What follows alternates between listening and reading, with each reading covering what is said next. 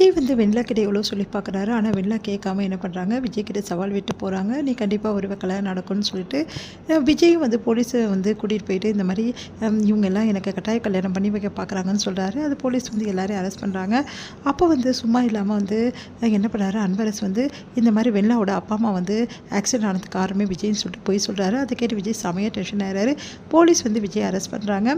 இந்த சூழ்நிலை விஜய் வந்து இந்த மாதிரி அரெஸ்ட் பண்ணிட்டாங்கன்னு கேட்டோன்னே வந்து தாங்கிக்கவே முடியல நம்ம காவேரியால். காவேரி வந்து அவங்க வீட்டில் இருக்க எல்லா எதிர்ப்புகளையும் மீறி கிளம்புறாங்க. அடுத்து வந்து இங்கே என்ன பண்ணுறாங்க, காவேரி நேராக போய்ட்டு விஜய் போய் பார்க்குறாங்க. அப்போ பார்த்துட்டு வந்து சார் இதுக்கும் விஜய்க்கும் எந்த சம்மந்தமும் இல்லை அப்படின்னு சொல்கிறாங்க. அதை வந்து என்னம்மா நீ கேஸ் கொடுத்துருக்காரு, எப்படிமா வந்து ரிலீஸ் பண்ண முடியும் அப்படின்னோடனே அந்த கேஸை வந்து வாபஸ் அவரே வாங்குவார் அப்படின்னோடனே அதிர்ச்சி அடைகிறாரு அன்பரசு.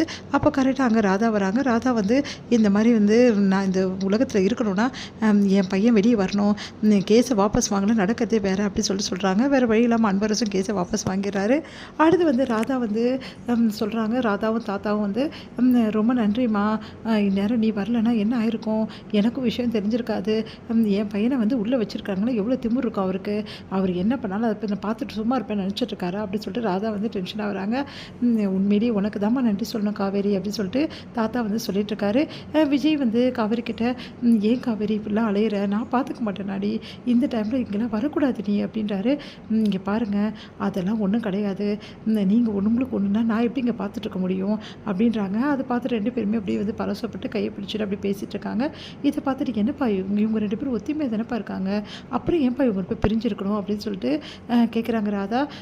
என்ன பண்ணுறதுமா, அதுதான் தலையெழுத்து, விஜய் பாவமா, அவன் வந்து காவேரி அவ்வளோ விரும்புகிறான், காவேரி கூட சேர்ந்து வாழணும்னு நினைக்கிறான், ஆனால் இந்த வெண்ணிலா இந்த மாதிரி பண்ணிகிட்ருக்காமா, இதுக்கெல்லாம் ஒரே முடிவு காவேரி வந்து வீட்டில் இருக்கதான்ப்பா, காவேரி வீட்டில் இருந்தால் தான் வெண்ணிலாவும் அடங்குவா, நீங்கள் தான்ப்பா பேசி காவேரி வந்து விஜய் கூட சேர்த்து வைக்கணும் அப்படின்னோடனே சரிம்மா நான் கண்டிப்பாக பேசுகிறேன் அப்படின்னு சொல்கிறாங்க. அடுத்து வந்து தாத்தா வந்து ஒரு முடிவு பண்ணுறாரு.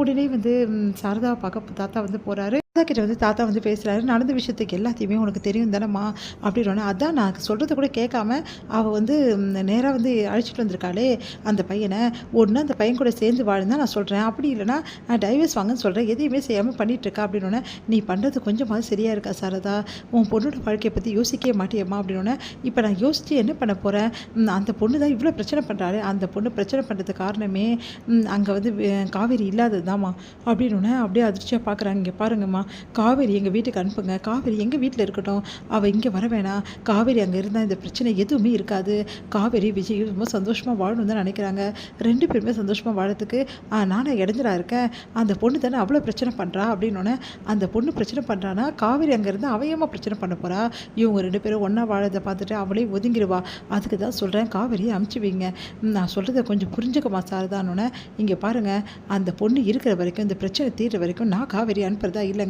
அதே மாதிரி காவேரியும் வந்து அவள் வந்து வேறு மாதிரி வந்து பண்ண ஆரம்பிச்சிட்டா, இப்போ எதுக்காக அவர் அனுப்ப சொல்கிறீங்க பாருமா, அப்படி வந்து காவேரி மனசில் விஜய் இல்லைன்னா விஜய்க்காக எதுக்குமா காவேரி ஓடி வரணும், எதுக்காக அவனை போலீஸ் ஸ்டேஷன்லேருந்து வெளியே எடுக்கணும் சொல்லுமா அப்படின்னு அதிர்ச்சி அடைகிறாங்க. அப்படியே பார்த்துட்டே இருக்காங்க சாரதா.